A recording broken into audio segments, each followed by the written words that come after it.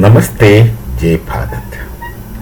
We are well aware that the BBC is not that transparent as one would expect. There are a lot of radicals who had got into BBC and then attempting to control. They have control to some extent, but then this process is an ongoing thing. Now the BBC is asking this question, or rather is wondering that why this so-called Generation Z is very active in many nations. They are giving list of the nations where Gen Z is very active. Let's say Nepal. And why is that not happening in Bharat? That's the question they are asking. Why?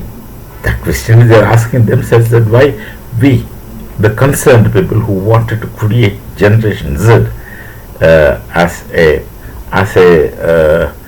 downloading means of given rules in given places, given nations.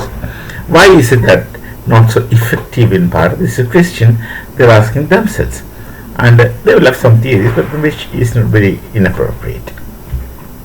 Why is it so? Why the youth of Bharat? And Bharat is filled with youngsters.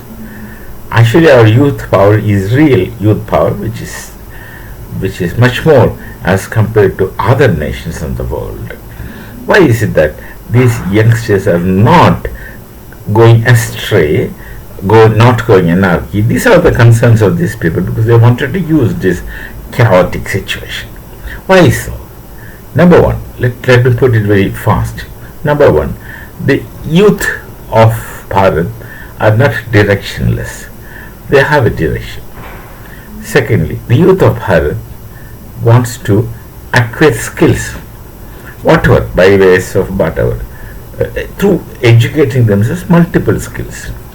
The opportunities of skill acquisition is plenty in Bharat, which competes with anything in the world, at times much better than what other nations can provide. So they are engaged. We have an orientation, we have a sense of direction, we are not aimless, and anarchy to that extent which they find elsewhere is not there, in the sense that there is a sense of discipline which is more intense when compared to other areas, other nations, other areas.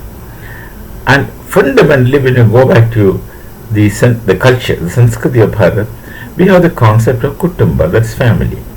The integrated family relations are still very strong in Bharat. The Hindu values are still very much in place in Bharat, and the youth actually adore it.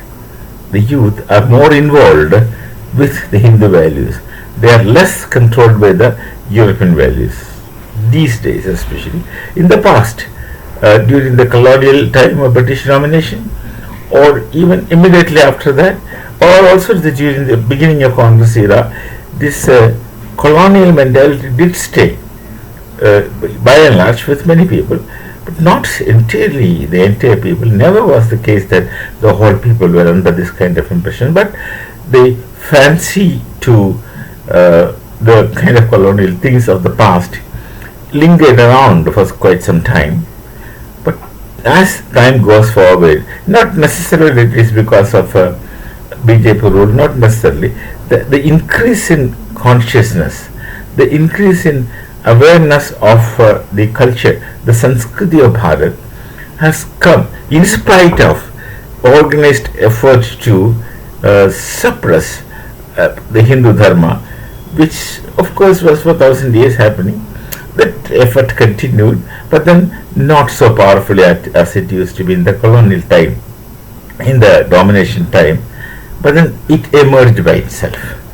Just some one simple example: 1,000 years of domination of Muslims and then Christians, and the Hindu Dharma still remains intact by and large. This tells there's an automatic evolution within the society, and this affects the youth more. They find things more attractive, and they are equipped with the knowledge and awareness and education to make comparison between other places, other societies, and our societies, especially when they come to interact with the non-Bharatiya, non-Hindu societies, they could make the distinction. So this Sanskriti is well in place. The Hindu Dharma is well in place. So you just can't expect such orientationless, directionless youth in this nation. They have orientation. They have work to do, and they are engaged in many constructive things. And where do they have time for distraction, except for those some radicals who would be actively engaged, and there's a very less number in any case, and they will have no serious influence on others. All stories run, all things happen, all propaganda machines work, all kinds of media is used, but nonetheless, the Bharat's youth remains loyal to the nation, to the Sanskriti. They are rather comfortable, and they are convinced that there's an alternative to what they have. So why should they go? So they're lamenting. BBC's crying. BBC's cry is natural. They wouldn't be. They first of all, they themselves can't understand what's happening in this nation, because they don't have that background of knowledge tradition. What our people have, inadvertently, they are representing that. They are representing that. They are representatives of such a knowledge tradition and their Sanskriti. So you just can't expect them to go anarchic and go astray and go out there in the streets to create chaos. They have no time for that. There are other ways occupied in constructive thinking, not in destructive thinking. When the youth are hopeless, when they have nothing else to do, you can take them for a ride like cattle and use them for nefarious sense. Look at what happened in Bangladesh and what happened in Nepal. All these things are such youth. They have lost sense of direction. Nepal is a Hindu nation. In spite of that, they could create these communist discredited elements in the Nepalese society, which they were effectively using. But that's not the case with Bharat. So, no point in crying. This nation has a different kind of infrastructure, different kind of substructure. And it's difficult for you to get into substructure. 1,000 years of domination, the Mughals and then Europeans, particularly the British, what they could do, to what extent they could destroy this, is available to you in front of you. If they have not succeeded in 1,000 years, what do you think you will succeed? So don't waste your time. We have to face difficulties when we continue doing it, but the difficulties we will face. But the point which I would like to make clear is that you can't be successful just like that. So don't waste your time. Don't waste your time. Don't stop crying. That's Bharat. You first try to understand what this nation is. That would heal your wound, and we shall meet again. Namaste. Jai Bharat, Jai Sri Ram.